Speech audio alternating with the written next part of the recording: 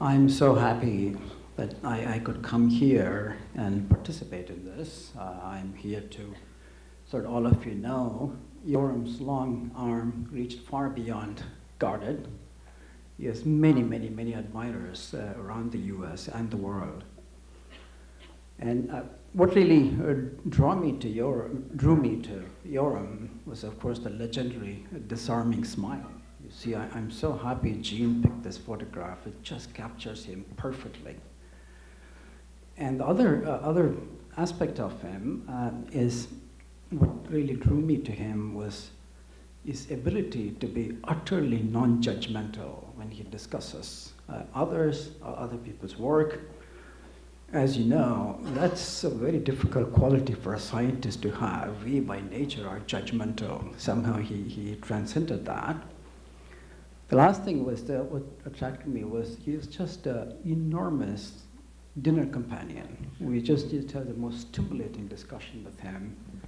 And lastly, he's one of the few of my colleagues who could pronounce my name correctly. So I was just very happy with Yoram.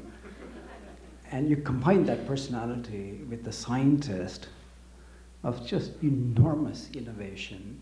And I've met many, many innovative people, but Yoram is way on top there. And then his just legendary originality, and the two combine with this enormous energy to execute the ideas. Then you know why there are so many here. He is just a tremendous colleague. And my own personal work of the last 7, 8 years couldn't have happened without Yoram's work. And I think somebody commented just 1/3 of the planet he touched on.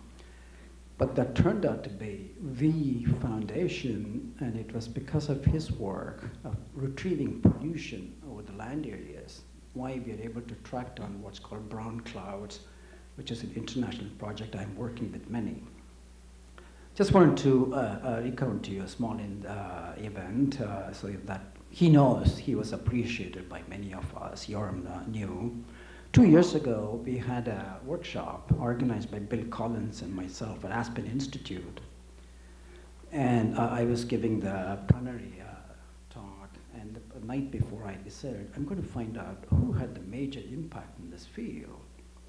And I touched base with few, and of course, quickly it was clear for me. I spent some time Googling, and also my work, my own research, that Yoram was the person who had the decisive impact on the field. So the next morning, and Yoram was in the audience, just like his son here, right on the front seat. And I said, I'm going to announce who is the hero of this field. And I'm so happy I did that. When he could hear that we all treasured his work. And also I want to mention, somebody said the award was given posthumously, but I want to back what Franco said. The committee, except for me, didn't even know that he had an accident, and that we were just meeting. This was the last week was when the voting was. In fact, our problem was we wanted to give him 2 awards, and it has never been done. And so I'm so happy everybody worked to make that happen.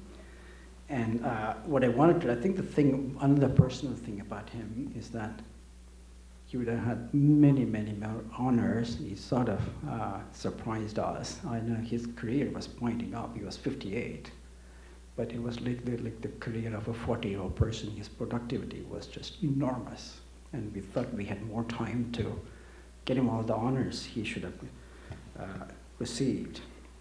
In any case, with that, I like 30 seconds to give a quotation.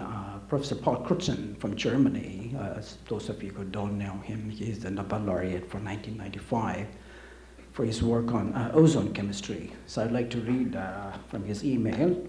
Yoram Kaufman's untimely death is a terrible loss, of course in the first place to his family, but to the entire atmospheric science community. He was an absolutely top scientist and a wonderful human being. I always enjoyed meeting him and his wife during dinners. Of course, the legendary dinners with Yoram.